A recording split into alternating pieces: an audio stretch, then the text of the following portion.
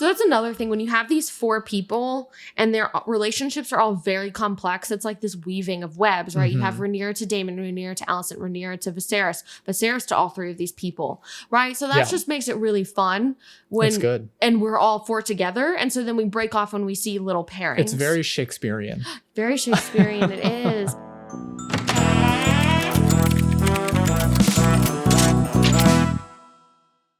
Hi, everyone. I'm Madison. And I'm Alex. And welcome to the Writer's Room, where we analyze media in various forms and tell you why it works or why it doesn't. Today, we are talking about House of the Dragon, Season 1, Episode 4, titled King of the Narrow Sea. Spoiler warning. Oh, yeah.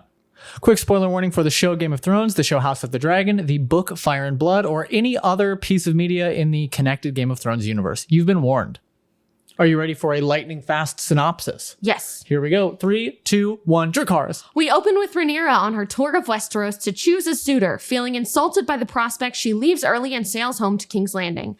After his victory over the crab feeder, Daemon himself flies back to King's Landing on Dragonback. In front of the court, he announces his victory and makes amends with his brother. Viserys and Daemon are now best friends again, while Rhaenyra and Alicent reconcile as well. Daemon and Rhaenyra have a conversation about marriage and childbirth, and Daemon tells her she's missing the best parts of life by living in fear.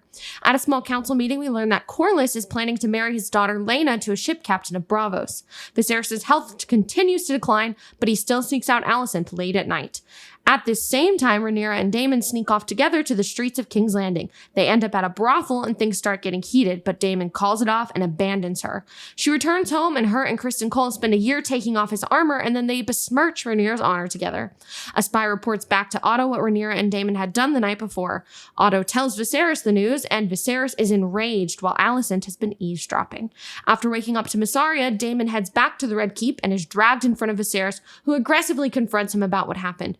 Daemon's answer is to wed Rhaenyra himself in response to Viserys, and he is dismissed back to the Vale. Alicent confronts Rhaenyra, who denies the allegations. Viserys also confronts Rhaenyra, and the conversation ends with him telling her she will wed Laenor. She agrees, but tells Viserys he must do what needs to be done himself. Viserys calls a meeting with Otto that ends with him revoking Otto's title as Hand of the King, and the episode ends with the Maesters bringing Rhaenyra a Westerosi version of a Plan B pill sent directly from the king. Nice. 1 minute, 35 seconds. Strong. This was a really good episode, actually. I think this might be my favorite so far of season 1. Honestly, coming out from the last episode, which personally I think ended on the worst scene in the series so far, this was a pleasant welcome surprise. This entire episode I felt was really, really strong. I have a few nitpicky things, but overall, all the things that the show's been struggling with, pacing, character motivations, even how the shots and colors and things tell the story, I think this episode really nailed it. Oh, I agree. I think it was really fun. Do we want to just start at the beginning? Yeah, let's go. So we start with Rhaenyra, who is she's trying to choose a husband, a suitor, and basically it's just a bunch of men, boys, and elderly men lined up trying to sell themselves to her. She's clearly not having a good time. She's kind of making fun of them. A little kid, or the last straw is a boy comes up and presents himself. And this is kind of an Easter egg. Let me tell you who they are. It's one of the black wells, yeah, right? It is.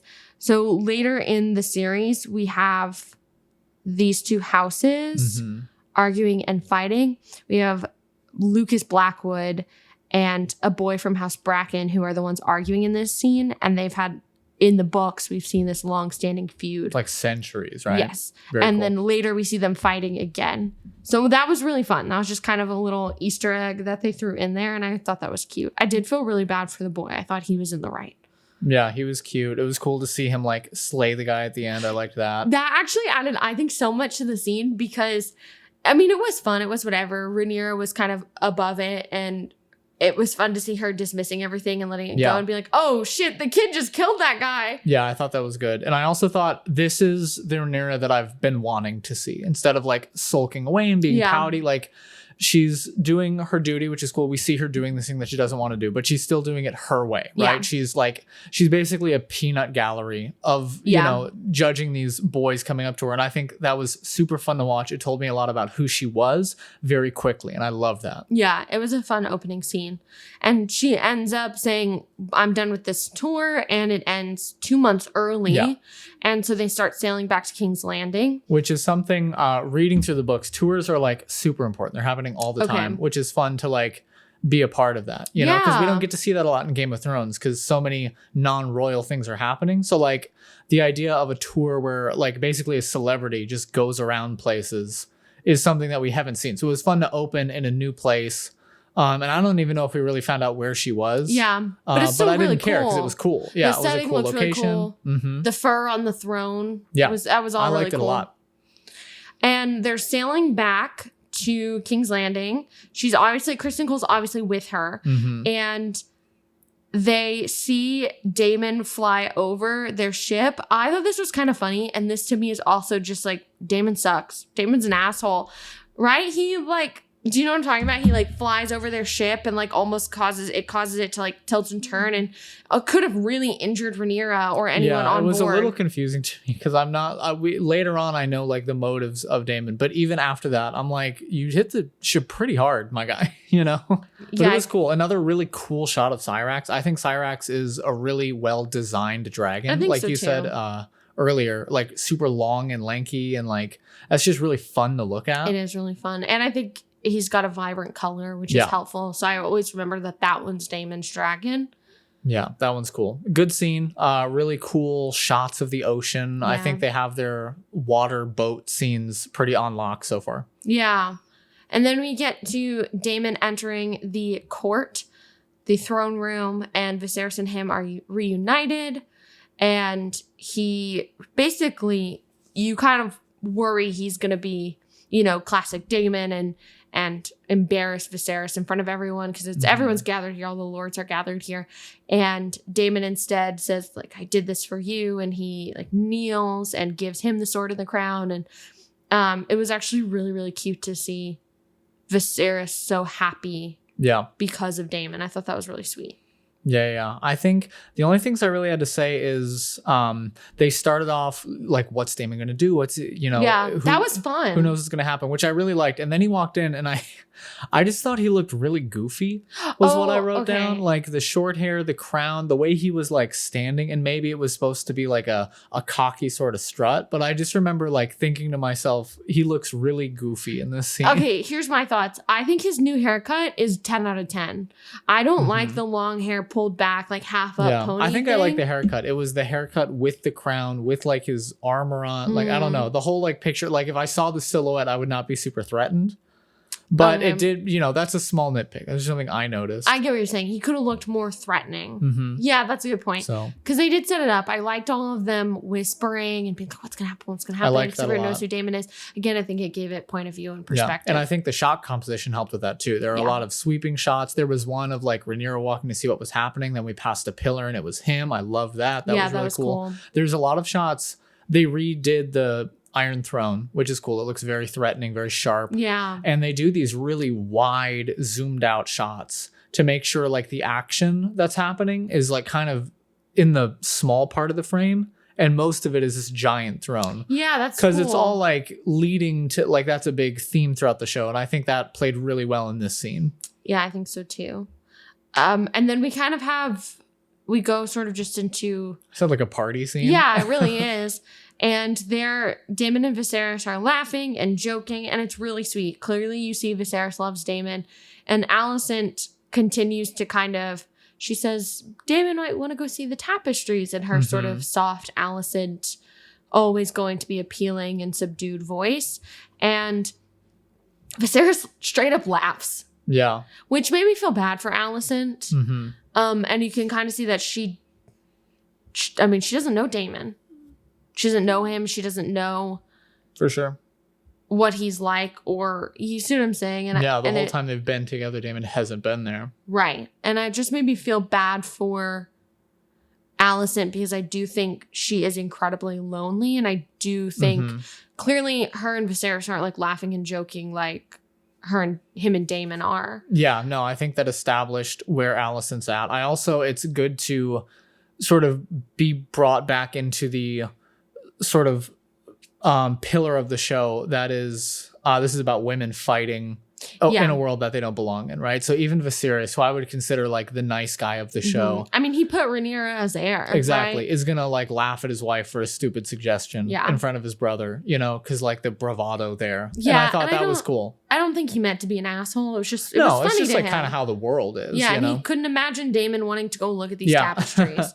And that is really funny. But yeah, it's effective in showing their progression. Them two, and then when Alicent and Rhaenyra go talk to each other, I thought that was a very like natural conversation. Yeah, I thought it was really sweet. And basically, this is kind of another moment that someone checks Rhaenyra a little bit, which I love Rhaenyra, don't get me wrong. But it was nice to see she does have problems. Her life is not perfect, but she is incredibly privileged. And Alicent kind of explained that to her. And when she said most women don't get a choice between two men, let alone a whole tour, I thought that was really interesting. Yeah. In this, a big note we had last time was that if it's not shown on camera, it kind of doesn't happen. I can tell time has passed, Yeah. Which is cool. Like Rhaenyra and Alicent are maybe not like full friends again, but they've gone from not talking to having conversations, which is good. It feels really natural. And a lot of the dialogue feels much more motivated than the last episode. And this is the only time jump where I feel like people are acting like time has passed. I agree. So yeah, maybe less than a year, but I was willing to believe it was a year, which is good. Yeah, so Alicent and Rhaenyra kind of become friends again. I think it was a sweet moment. I think I liked Alicent saying, when people look at me, they only see the queen. I do think it's kind of funny. She was basically telling Rhaenyra, you are so privileged, Rhaenyra, you don't get it. And then she's talking about how everyone only sees me as the queen. Yeah. It was kind of funny, but I do really get what she's saying. She doesn't have a lot of for sure choice in what she gets to do. And clearly she's on the outskirts of things and is lonely. She has no friends right now. Yeah. So it was nice to see them come back together. I think it was really cute. And then they held hands. That was really cute. That was cute. It was good. Again, it's just good, solid character development because it's intertwined with other characters, right? Yes. It's these four of them interacting together, which is fun because it's more than one thing to follow at a time. Yes. And the pacing was fast. When I was watching it and taking notes, I was like, ooh, and kept kind of pausing and watching and then be like, oh, I missed something. I was trying to type faster so I could like watch back more, up at the screen. Yes. So the pacing was really good. It was very engaging. Very good. I think throughout the entire episode, the pacing was very phenomenal, very good. Actually, yeah. I think one or two moments that I wrote down, but even those are minor compared to what it's been. I think the pacing was really solid this episode. I agree. So then the two reconcile, and then we see Daemon and Rhaenyra. So that's another thing. When you have these four people and their relationships are all very complex, it's like this weaving of webs, right? You have Rhaenyra to Daemon, Rhaenyra to Alicent, Rhaenyra to Viserys, Viserys to all three of these people, right? So that just makes it really fun when it's good. And we're all four together. And so then we break off when we see little pairings. It's very Shakespearean. Very Shakespearean, it is. So then we get Daemon at the Godswood tree, and Rhaenyra is speaking. I thought this scene, the dialogue was really strong. This is one of my favorite scenes. Anytime they speak in Valyrian to each other, I'm there for it. And anytime it's Valyrian dialogue, it tends to be pretty good. Well, and then on top of that, it's used in a character device. Yes. So she speaks High Valyrian to him. And we know the two of them speak that to each other. Yeah. We know that's what they do and that it kind of has this intimate relationship for them. First love. Yes. It gives them a way of sort of feeling like it's just the two of them. So she's speaking High Valyrian and she's asking him a question. He doesn't answer. She responds again in High Valyrian and he just in English says something back to her. He says like, I came to seek the comforts of home. Yeah. And that's it. And he said it in English or common tongue or whatever. And I was like, I literally gasped. I was like, he's not going to speak High Valyrian to her because I guess he's mad at her.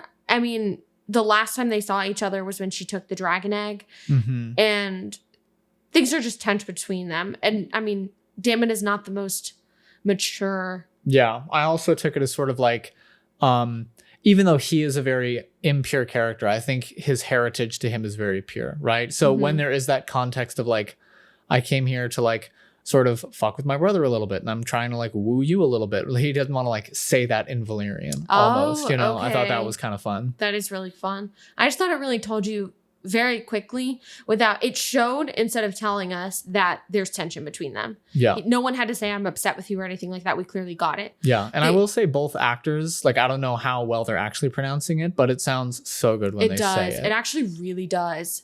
It sounds really cool. I love it. I wrote down later in this episode, I feel like this is the first time Millie Alcock, who plays young Rhaenyra, I feel like this was the first episode I got to see her act. Yes. Oh my goodness. And I was like, that's why she's cast, because she's amazing. Like 2 or 3 times I wrote down, like, where has this been? It's so strong. And I don't think that's her fault at all. I think she's given a lot in this episode to really chew on, and she does a beautiful job of it. When you're told, hey, every scene you need to be brooding and pouting, that's not her fault. So no, she was phenomenal. And I'm like, okay, I get why she's this role. She's perfect for it. Yeah. But then we keep going, and Daemon, I think, is kind of infantilizing her in this scene. And they sort of discuss marriage and the differences between men and women. He calls his wife the bronze bitch. And I was like, why do we like Daemon? And I feel like in this episode, we did get this sort of love to hate. Things are more fun when you have that chaotic character on scene. So this was sort of the first episode for me where I did feel that love to hate character. Yeah. Well, and this is the only relationship that we know Daemon has that isn't purely for like power or trying to fight against that power, right? It is a political move to like get close to her, obviously, but I can agree that he also cares for her on some level. You know? Yeah, I really do think he does. They also talk about how Rhaenyra doesn't want to have kids, and part of that was because her mother basically had kids until she died. Yeah, and I thought that was a really, really strong dialogue. Also echoes what her and Alicent just talked about. Yeah, that's and again, true. I remember that because the pacing was so good. So good. And then Daemon basically says, you're living your life in fear. You're not having the best parts of life, and that you only see marriage as a political tool and you're sort of missing the other half of it. And he kind of, again, I do think he's sort of calling her immature.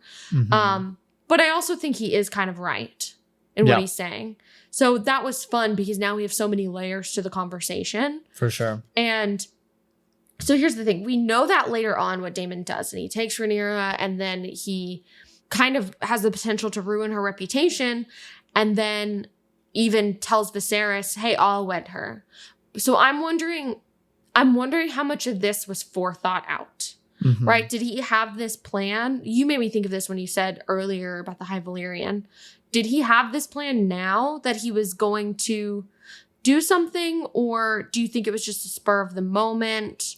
I don't know, because I think, and this is in the behind the scenes of the episode as well, the showrunners are very clear that they thought it was a good idea to show Daemon as this changed person, and then the rug pull out is that he's actually the same person. Which I liked that a lot. I liked it a lot, but it makes me think that it's not really thought through. He just, like, as he sees things, he wants them, right? So he comes back, he's like, I'm mad at my brother, right? So why did he come back and pretend he's not mad, do you think? Just, again, to just be Daemon? And I think so. And he's gonna forgive him, in quotes, even if he's not really going to. And I think we've established that Daemon is not one for peace, you know? So I think he's willing to play a little more, because remember, he's also in that scene when he like kneels to the king. He doesn't look down at the ground. He looks right at Otto, right? Yeah. Whoa, that's so true and so good. So I think I think his plan was to go here and show up, and then he'd go from there, you know? Okay,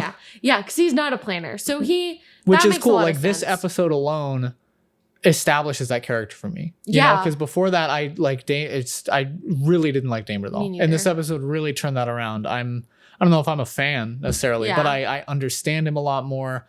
His haircut's better. I think it is. Overall, very nice episode for Daemon. Yeah. Even though he did a lot of bad things, I think this is the first one that really showed the depth to his character. Yeah. So then we get to a small council meeting. It's kind of minor. We find out big news, but it's a short scene. Not Daemon. We learn that Corlys is now planning to marry Laena, which is who Viserys was potentially going to marry. Who is like 15 now? 15 or 16, yeah. Corlys is planning to marry Laena to a higher up lord from Braavos, a sea captain, right? From Braavos, the free city, which would basically, they've kind of made an enemy of Corlys. And Corlys is not a meek man. He's powerful.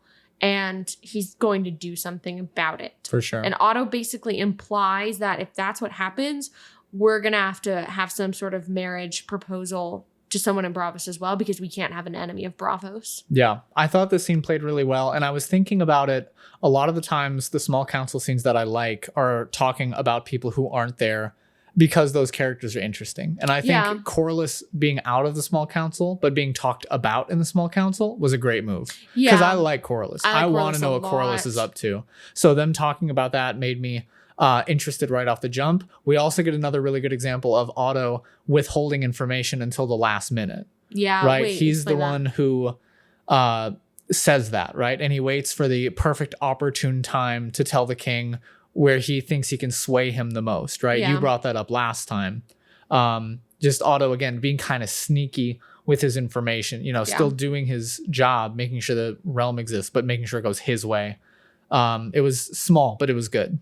Yes. And so then we see Alicent with her new baby, and Rhaenyra is going to her bedchamber, but she finds a message from Daemon, and it has a stack of clothes for her to change into, basically a disguise, and like a secret map. Yes. Which I'm like, how does Daemon know this? Well, I thought it was awesome because, again, like, we know Daemon he speaks Valyrian, he's into our history. Like, of course he knows all the secret tunnels that like Maegor built, I thought that was really cool.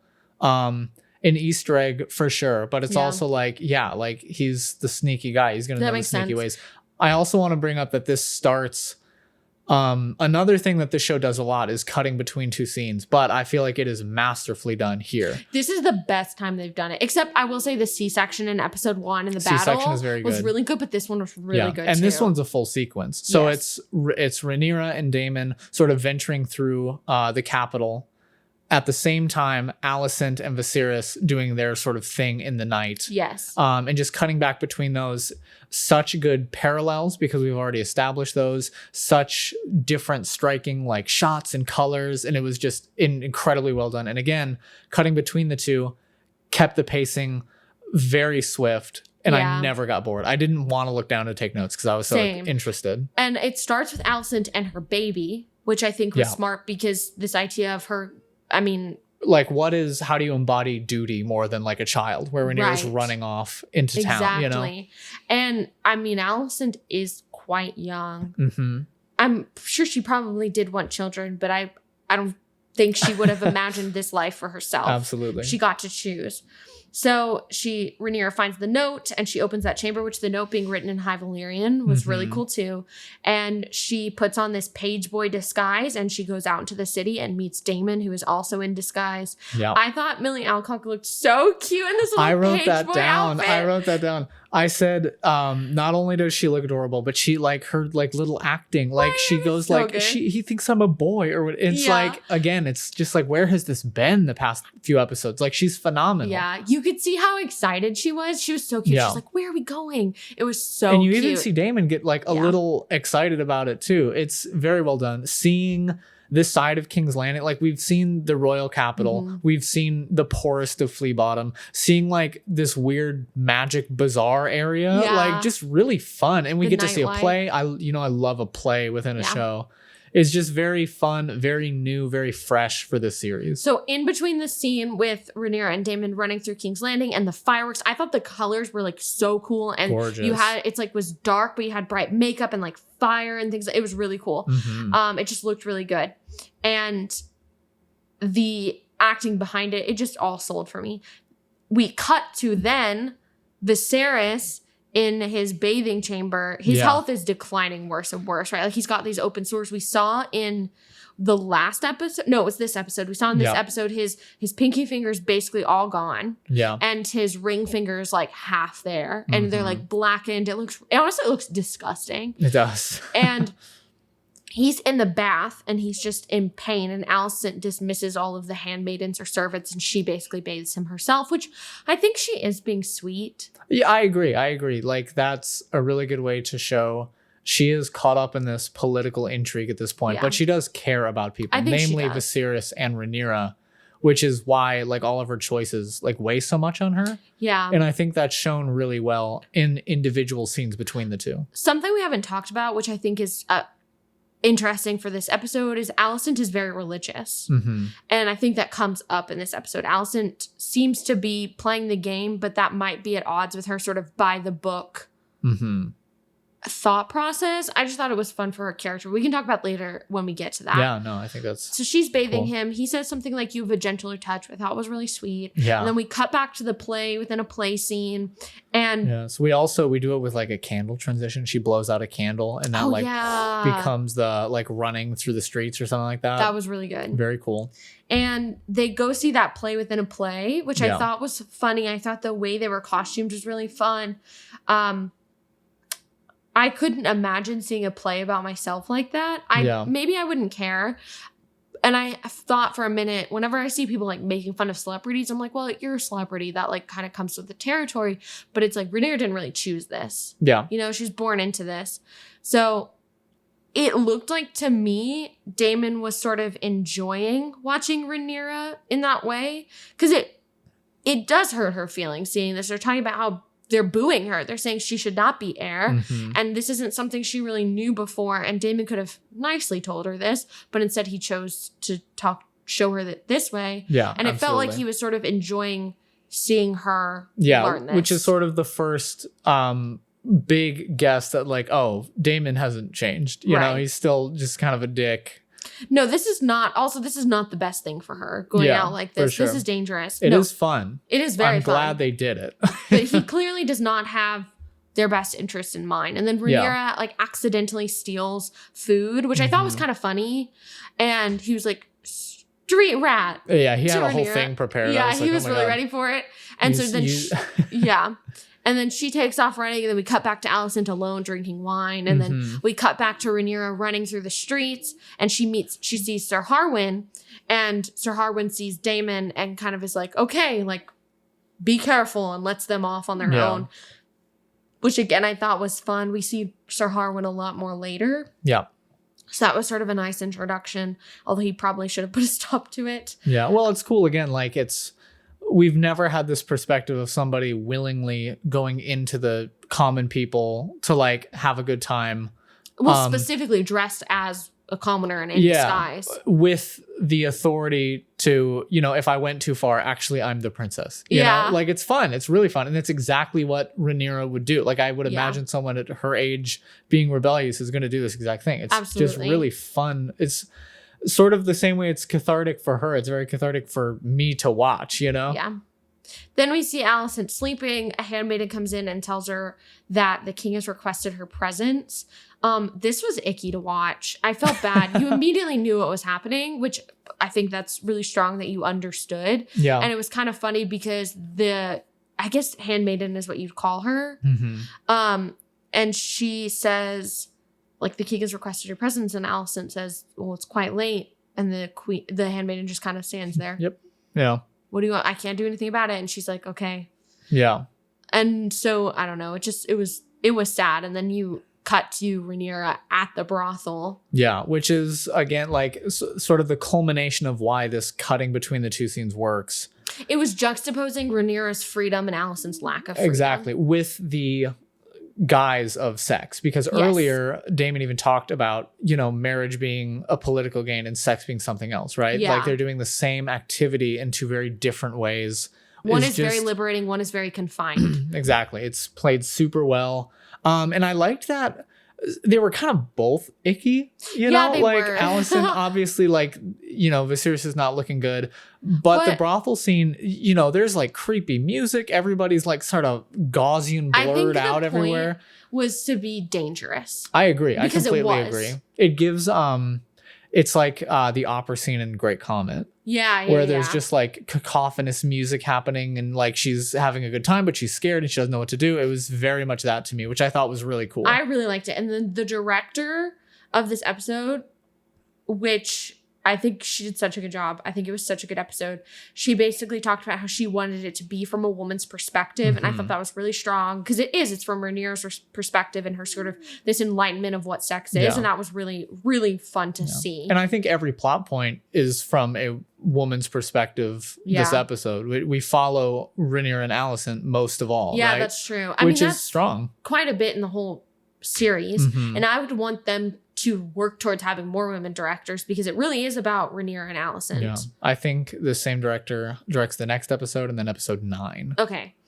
So we have Rhaenyra at the brothel, and then we see Alicent and Viserys. And Alicent, this was worse. Alicent just laying back, like dead stare at the ceiling, was like painful to watch. Yeah. And like Viserys's back and his open sores, that was literally painful to watch. I'm like, can we get him a Band-Aid? Yeah, it's a lot, but it's, really good tension throughout. Yeah. Even though there's no apparent like violence or quote unquote like danger besides like what's happening, it's good. It's all very character driven, motivated action, which was really fun to watch. Even though like it was kind of icky, but I didn't want to look away. It was very good. And I think they did a good job with the nudity. Felt important in the episode. Yes. And later on with Rhaenyra and Kristen Cole, there's almost no nudity really. Yeah. And I just think that they clearly, nudity was a part of the story. Yeah. It had its own perspective. Well. I agree. Not that I don't have any issues with it when there is nudity. I just think they were so smart with how they did it. It's better when it means something. Yeah. It enhanced the story instead of carried it on its back, Yeah. So then Rhaenyra and Daemon are in the brothel. Daemon's sort of trying to explain sex versus marriage, and they end up kissing, which is again cutting between Alicent and Viserys while Daemon and Rhaenyra are kissing. He ends up like unclothing her, which I'm at this point in my mind, I'm thinking Daemon is the worst. And maybe other people disagree, but you don't love someone when you are putting them, Viserys later says that King Jaehaerys, if he would have been her dad, would have disowned her. Yeah. And Daemon knows exactly well. He understands the double standard in place. He seems to disagree with the double standard later when he talks about it. Because we never hear him say anything about how like what she did was wrong. Because he doesn't really think what she did was wrong. Yeah. But he knows the ramifications and that she's the one that's going to bear the burden of any possible outcome from this night. And so he clearly, to me, I thought it was done really well. It was crazy. He like unclothed her and then like pushed her up against the wall. And I thought it was the actual intimacy coordination, which I think they have to have an intimacy coordinator. I think I read that after Game of Thrones, each HBO show that has any sort of intimacy has to have an intimacy coordinator, which is good. Yeah. It's really good and it makes things better and it's safer for the actors. And I thought it was the actual choreography of it read really well. Yeah. And I thought it was really cute when she was like trying to kiss him. And then he like gets angry and pulls away too. Yeah. And I felt like it was clear what was happening.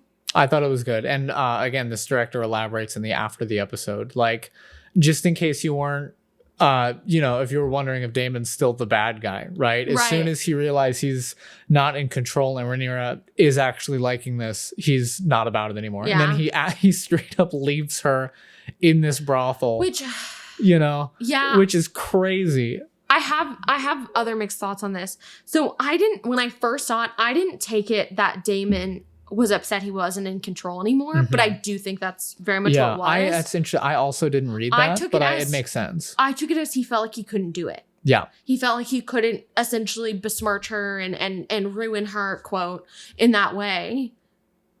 That's what I got out of it. That's also what I got. So it was interesting to hear the director's perspective on it. But I do think it's really fun when you can watch something and look at a character's motive and take different perspectives from it. Because I do see, after they said it, I'm like, okay, yeah, that absolutely does sound like Daemon's character, that he wants to be in control. Yeah, and I definitely think it does, after even watching it a second time, it does still read like he can't go through with it for moral reasons. But looking at his track record, I don't believe that, And then if he cared about her, he wouldn't have left her. Exactly. Was the worst That was the big thing. When she walked out and she's like, Daemon, that was sad. That was sad. Because we know, one, Rhaenyra has known Daemon since she was born. Okay? Which is gross. That's gross. If anyone thinks, I know that it's like the Targaryen think, like they're not meant to be together. They're not enemies to lovers. Like that's not how these people are. Some could argue he's grooming her. It's not cute in my mind. I don't think no one who loves someone is going to take them to a brothel in a bad part of the city and leave her, right? That's not love. He doesn't care about her. And it's not noble that he couldn't go through with it, even if he couldn't, because his choice in the beginning was not to be noble. Yeah. And what he did, and truly, it doesn't matter if they did it or not, because him just bringing her there was enough. Yeah, which they talk about a lot and later on. He took her hat off. Mm-hmm. Yeah. He basically said, we don't need to pretend you're not who you are in here. He's the one that did that, which I really liked in this scene. And in general, this episode, we saw Rhaenyra and Daemon's relationship with like little things, like when he takes her hat off and she kind of, it's like playful and fun. I just think we got their personalities with all those little gestures in this scene. So basically, he abandons her and we see her leave the brothel and a little boy notices her. Yeah. Which, here's the thing. The little boy saw nothing that happened in there. Mm-hmm. He just saw that they were in a brothel. She comes out fully clothed. See what I'm saying? I mean, I can imagine the boy like snuck in and watched. Yeah, but that's to my point about how, again, it didn't matter. None of it mattered what actually happened. For sure. And I think that makes it more interesting that the boy just saw that her walk out of the brothel. I agree. I do think if you've seen Game of Thrones too, that's a cool thing to see, because it's not exactly the same, but it was very much like, oh, there's a kid who like is looking at them. That's like a whisper. That's a bird, you know? Yeah, one of Varys' birds. Which was very cool. Just like, again, sort of setting the world up in Game of Thrones. Like everybody can't be trusted, you know? Yeah. Which I really liked. Especially when they do that with like kids or like elderly people. Like these innocents become the spies or like of religious the powerful. people. It is really fun to see. So that was cool. So then Rhaenyra goes back to the castle, which this was kind of funny when she like stomps up to Kristen Cole and he's kind of like, wait a minute, how did you get here? That was good. And so she then like takes his helmet and sort of starts like flirting with him and messing with him. Yeah. And this was cute. So from here on out, there's barely any dialogue. Yeah. And I loved that there was almost no dialogue. It was great. And it was so natural. Their chemistry was great. Yeah, I agree. Even like the choreography of walking around the room was fun because you really had cool cute. Camera sweeps. It was very nice. And the helmet and the sound design, I just thought it was all really fun. So, and then she kisses him and then they like slowly start taking off his armor, which I was like, dear God, that's so much armor. That's a lot of I was armor. like, would she even really know how to take off the armor? Exactly. This is one of my like, this could have been a little shorter. It could have been a little shorter. Just for the fact that like I didn't need to see every piece of armor take. I feel like I could infer that all the armor was taken off. Because I think what they were going for is that it was like build up and like tension in this, and or in like a peaceful kind of sweet way is kind of what they were going for. I almost wish, because something about Rhaenyra that we got to see in this episode and in some other episodes is how playful she is. Yes. She is very playful, and she's playful with Alicent and she's playful with Daemon and with Kristen Cole in this scene. And I think maybe if taking off the armor was like giggly and fun and cute and they were both laughing and like she was making Kristen Cole laugh, because he almost never looks happy in the scene. It's true, yeah. And I don't know, his character gets more developed as we go. Yeah, I guess this starts the conflicting because he like took vows and everything. Exactly. But I feel like what you're saying, like to the build up, we just had like two, I would say like unsatisfied sexual scenes, right? So that's the build up, right? Yeah. I just need you to get in. I literally wrote down like, keep the momentum going. This is hot, you know? Yeah. Like I want to see this go through, you know? I think they could have just given it a little bit more like, it's either fun or it's like fast. Yeah. Right? It had to be kind of one or the other. I didn't really mind it. That's kind of nitpicky to me. I still was on board with it. I was still excited. I was still having a good time. No, it's awesome that this is one of the problems I found. Yeah. And, you know? Something that I wish, because here's the thing. Nothing sexual at all has happened between them before this. Mm-hmm. At all. We don't even know at this point if Rhaenyra sees him that way. Yeah. So I wish. This goes back to the episode before. I wish when they had their alone moments, I wish there would have been a hint of sexual tension between them. Maybe I'm the only one that didn't get that. Maybe that's just me. I don't know. I mean, I really didn't see it so much as her like wanting to sleep with Kristen. I think it was her like wanting to step in. If the last episode, according to the showrunners, was about like leaving childhood behind, I feel like this episode was about like grasping with who you are as an adult, right? And Rhaenyra still wants to grab at that power and think she can control, you know? So I feel like Daemon like presenting this idea of sex to her and then taking it away, she did her Rhaenyra thing and she like took it back, you know? Yeah, I guess that's true. And I think she did it with Kristen because I believe that they've built up a relationship that they can sort of trust each other to do that. So I don't know. I just wish it would have been more developed in the episode before. I can feel that. And it couldn't, maybe it doesn't even need to be like sexual at all. But even if it was just more friendship, because here's the thing, I agree. They're actually both doing something very dangerous. I would wonder who's in more danger here if someone found out. Like, because could Kristen Cole be killed for that. I feel like, yeah. So then they're both doing something really dangerous. So I guess it's kind of, you can trust each other because you're both like, we shouldn't be doing this. Yeah. But it would have been nice to see them be even closer last episode to know that this is something that could happen. That's true. Because I do feel like, or even maybe earlier in the scene. Because if the last episode was the first time they really got like friendly, and it's been some amount of time between that, right? Alicent has given birth. Something to let us into the idea that they have bonded more off camera.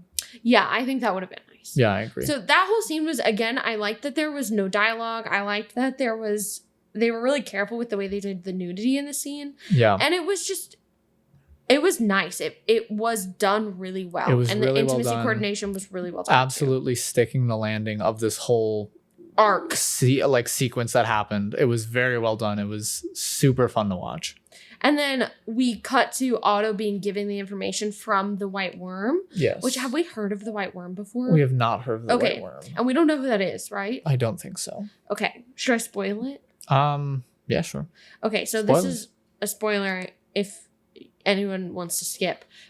I kind of thought it was fun that we have Otto being given this information and they say White Worm and then we cut to Miss Arya wearing white. White dress. Yeah, I feel like that's what it's like you're supposed to put it together, but I thought it was well done. I thought it was well done too. That's awesome, Yes. Because that's kind of the point of the scene. Yeah. And Daemon's just hungover. Yeah. And I like that this character is like doing something else. Yeah. Because I did like, I don't know, I didn't know much about her, but I did like the idea of this sort of person. Again, the accent's back, full throttle, not very good. I thought it was better than the last episode. I remember like glued to those subtitles. I could not understand what she was saying. That scene was really short. And then we have Otto outside of Viserys' room and he's sort of like, ruh-roh, what do I do? Yeah, this was a little weird for me. And even in the after episode, they talked like Otto loves Viserys. He doesn't want to, tell this information. And I don't know if I fully believe that. Okay. I don't think Otto is like, how do we kill Viserys and get, or anything like that. Yeah, I don't think he's like that either. But I don't know. I think he would rather put the people who don't listen to him in their place than be like, oh, I hate to tell my friend about his daughter, Yeah, I think he knows Viserys loves Rhaenyra. And I think he knew how he was going to take the information. Okay. I think he knew that it would hurt Viserys. And I don't necessarily think he wants to actively hurt people. Yeah. And I do think he knows that this isn't his best position to be in for himself. Yeah. And obviously it wasn't. And so then I actually put that like, yes, King Viserys, stand up for Rhaenyra. I put that down too. I really like that he was like, you're a liar. And maybe he's just sort of projecting because he does believe it. We know he believes it happened. Yeah. Well, but again, like as he frames his opinion for the rest of the episode, it's not about what happened, right? He says, who told you this? Who's giving these accusations? Who's spreading this rumor? He says, I will cut their eyes out, basically. I will have their eyes. And I was like, okay. Which I'm like, Rhaenyra, listen to this. Like, he loves you, right? Yeah, I thought that was good. We also get a sick Alicent watching through the window scene. And I thought that looked good. Because we've seen a lot of people watching people. We've seen a lot of that. Exactly. But again, this is done in such a good way. Because now, again, we have all these interconnected relationships, right? So Viserys and Alicent know this information, but they're going to handle it very different ways, especially because, they're just like how they found out about it. Well, and it was fun that, because she knows Otto and she knows Viserys, right? Yes. It's not like she can't know this information. She very much could have outed herself with Otto and had the conversation with Otto, but she chose not to do that. Yeah. Probably because she'll get more information and can manipulate and understand things better if he's not there. Exactly. Which I thought was fun. Yeah. We get another obvious shot of Viserys' like fingers with his health and everything. That was good. And yeah, it was great. It was like a second long shot, but it told me a lot, which was great. So Kristen Cole comes in and Rhaenyra has a message from the queen. I'm not sure what this is referring to, but at this point in my notes, I said Rhaenyra is very cute and likable in this episode. She really was so cute in this episode. She was very really fun to watch. And it's because she was like, come in. Oh, it that's right. So cute. Yes. Oh, she's so sweet. She is.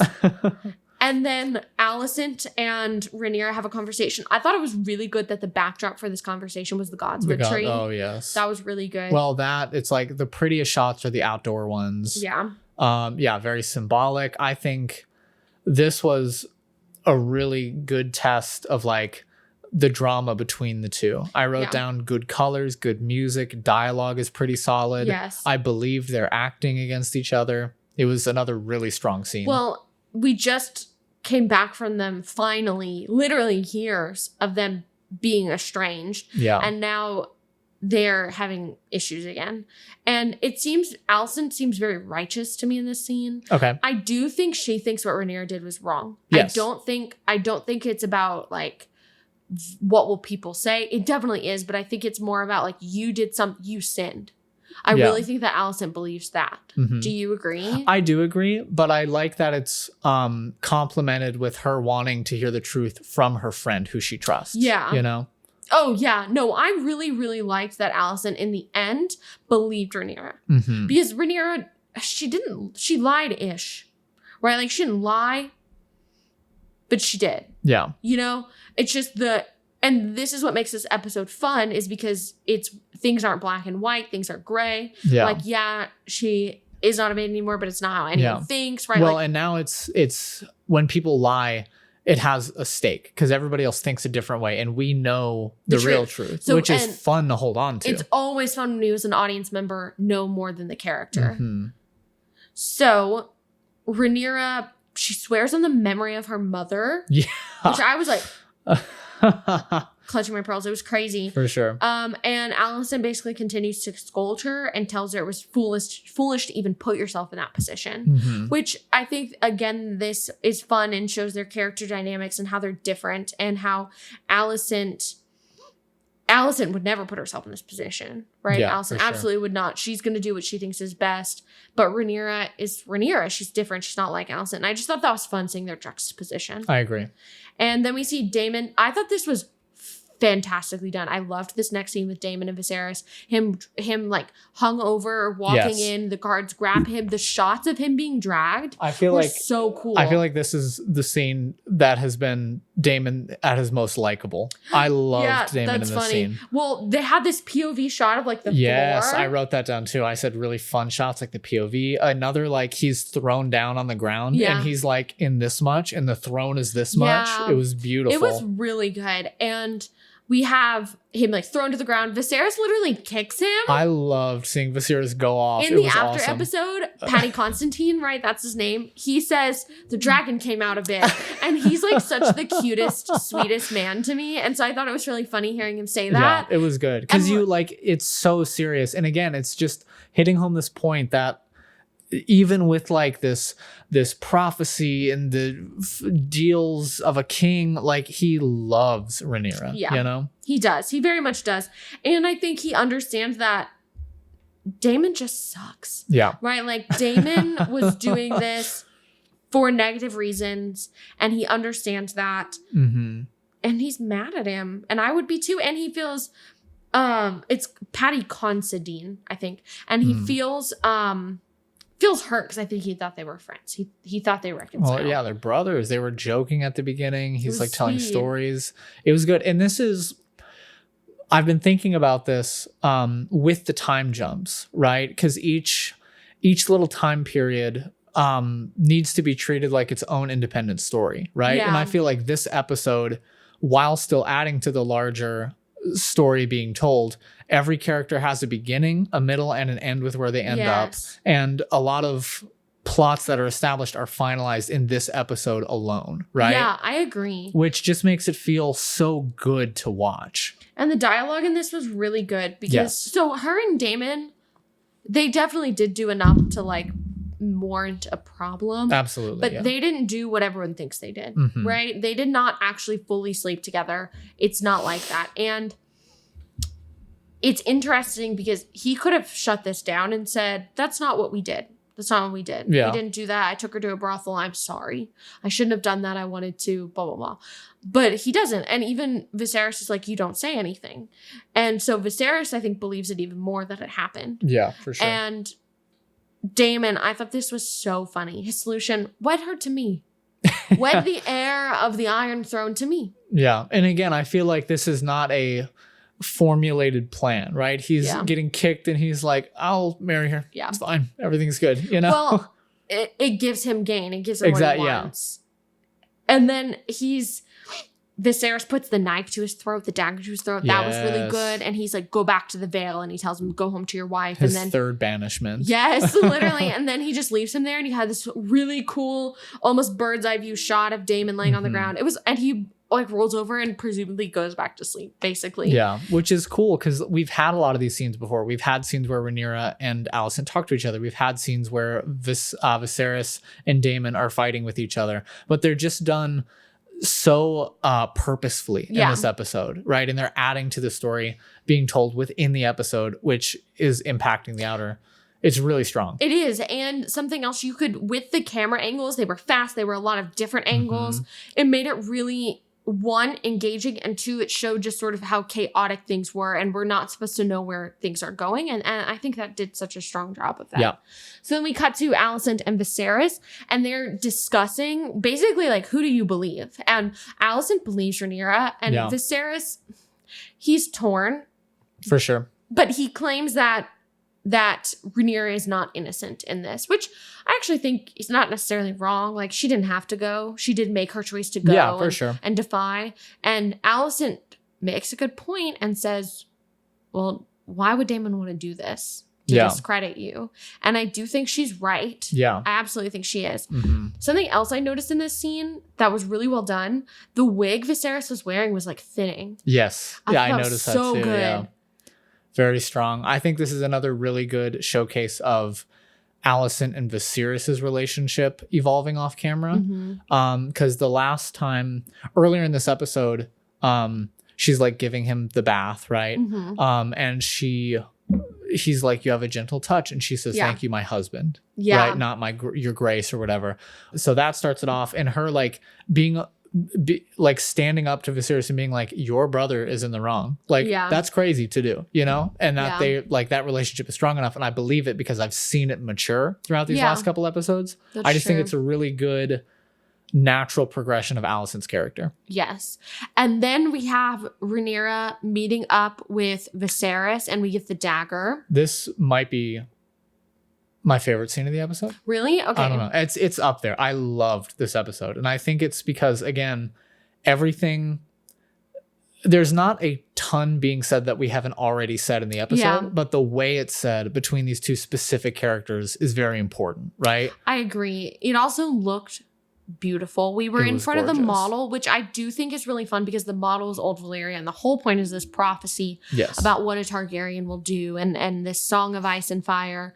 And it was so beautiful because you had this model, and then you had the fire in the model, and then you had this window that had this pattern and the light shining through the window, and it was like kind of gray and blue in the room, and then the pink light coming from the window. Yes, was there was a constant orange against blue. So pretty. Very like super pretty color palette. We walk in and Viserys is talking through like the history of the Targaryens, right? Like it's not, we need to talk about this right now. Yeah. It's, you know, it's what he's most passionate about in the world. He says, this is larger than the throne and the king and your desires to her. And basically saying this is more important than you could ever comprehend. Yeah. I really liked the dialogue here, specifically him shouting, "You are my political headache." Yeah, that was funny. Yeah. When she's saying that she's just a remedy for his headaches because she wants to, she is going to be married off to Corlys's nephew. No, it's son? It's his son. Okay. I think in the books it's his nephew. Gotcha. I think. But again, it's just a very natural conversation between these two who have talked many times before about this. But they just have such fresh perspectives and they're so much more realized than they've been. And the dagger looked really cool. It was fun hearing her say those words. Yeah. I think this was the strongest dialogue that Millie Alcock has gotten since this point because I thought she ate this scene up. It was just really good. She got to be fun and have levels and tactics. And she was given dialogue to facilitate that. Well, and by the end, I wrote down, I'm like, she's acting like she's going to be on the Iron Throne one day. Because she's like, I'll do my job, but you are going to do your kingly job and get rid of Otto because he's behind the scenes the whole time. And so each scene, we need to have a reason for the scene. So we need to end somewhere different than we started. And the scene we absolutely did. And that's what made it so strong. So she says that I'll do what I need to do, but you need to do. Why do you think that basically your hand has people spying on me. Yeah. That's a problem. And I think Viserys maybe had an inkling of this idea beforehand. And you don't think so? I don't know. Because they've painted him as this sort of, oh yeah, I trust Otto for sure. He's great. Everybody's on my side. So even if he has, I don't think he would ever act on it. I agree. The reason why I think he did, at least from when Otto told him, was because he said, you're spying on her. He said stuff like that to Otto. Yeah, true. And that makes me think that's what he meant. That makes sense. And then we get the scene right after with Viserys and Otto. He has this whole, it took 5 days. Took 5 days thing where he keeps saying that being that. Again, like, this is what I think of Viserys. Like, every story has some anecdote to a Targaryen ruler or old Valyria.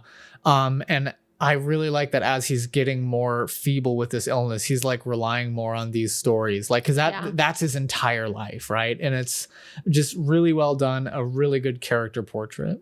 I agree. So then he talks about how it took 5 days for Balon to die, and Otto was made Hand of the King when Balon did die, and he says something like, "It was a good day for you, wasn't it?" when he died. Which is Balon Viserys' father? Yeah, he is. Yeah. Because he also wrote Balerion too. Balon Targaryen, which is what he named his son. Yeah. Right. He named his son Balon, was Viserys and Daemon's father. And so when he died, so that's who Viserys is talking about. I do think maybe they could have said that. Maybe they could have said my father, because him talking about his father dying is more impactful, I think, than him talking about a Targaryen. Yeah. But maybe they did and I missed it. I'm not sure. But I thought the dialogue was really strong. Yeah. I think this was fun to see him put the pieces together about Alicent being his relief, his remedy for the grief he felt. And how he sort of is like, wow, okay, I was manipulated. Yeah. And I can believe that Otto is genuinely hurt because sort of like we talked about earlier, he doesn't want to hurt people. But I wish they would have pulled him in either the trying to save face and trying to like convince the king a little more, or going full off like, oh my gosh, I'm sorry, just some sort of big action, because it sort of felt like he was like, you're just doing what's important to you, and he's like, what? But it was still a really strong scene. I just wish Otto had a little bit more autonomy throughout it. Because I feel like even if he's with his friends, I feel like Otto is always going to plot something, right? He's always going to know how to deal with situations. I agree. I think that goes back to, we just need to make a stronger choice of Otto's character and stick to it and play that up. Yeah. And he kind of like wavers in what his character is. I will say I was rooting for Otto in this scene. And I think that is so fun when you watch scenes and you are somehow rooting for everyone in them. Even though someone's got to be the bad guy. Yeah. Game of Thrones did this so well with like the Lannisters. For sure. And this was fun because I was rooting for Otto. Yeah. And this episode has done a lot. Like, I've never rooted for Daemon before. I've never really rooted for Otto before. But now these characters have given me things to latch onto that I do like about them. Yeah. And then Viserys ends up revoking his title as Hand of the King. Yes. Which is crazy. It was crazy. And we end with our last scene with Rhaenyra reading, which I think it's fun that Rhaenyra is reading a lot. I think that's just I think it's a subtle choice. Yeah, like sort of wanting to learn, taking up what being an heir really means. At least that's how I'm taking it. Me too. Okay. And the Maester brings her tea. Yes. I thought this was really cool specifically because he says it came from the king. Yeah. So Viserys, because one, in my head I'm like, drink that potion, right? Drink that tea. But truly Viserys, that means he does think they did it. Or it's an in case thing for him. I think it's I think he is worried that it did happen, but I think it's, again, protecting Rhaenyra, like, whether or not you want to admit to me anything, like, we're going to fix this, Yeah. Is how I start, especially after that conversation, because they seem on pretty good terms. They both enacted what they said they were going to do, Yeah. That's how I felt it, more of like a precaution in a nice way, than like a, I'm still upset or anything like that. No, I didn't think it meant he was upset. I just think it meant that even if she swore up and down and Alicent Yeah. believes it didn't happen, he still has his doubts enough to send this. Yeah, which makes sense. Yeah, I think it was fun. Yeah. Overall, I think this was probably my favorite episode so far, Definitely. season 1. It was Yeah. a strong episode. Very, very It was strong. engaging. Really good peaks in plot and character motivations. Really strong pacing. We talked about that. I don't think I was bored a single second aside the 17th piece of armor Kristen took off. Beautiful colors. Cinematography was really strong. I feel like the cinematography has been pretty on point throughout the show. Yeah. There has been some like color issues for me, like think so, ungraded too. looking footage, but I think everything looked pretty strong here. I also want to point out the only dragon in this episode is Cyrax flying over the boat. Yeah. And that is the only scene a dragon is in this episode, which really Whoa. solidifies to me that like even in this world of House of the Dragon, Game of Thrones is not about dragons fighting, you know? Right. And when we pretend it is, yeah, I mean, that's what he said last time. Dragons are a prophecy. He says these things all the time that in the first episode when Rhaenyra was being named heir, he said something about how about the dragons being how basically the Targaryens aren't really special for riding the dragons, right? Like you see if you remember this.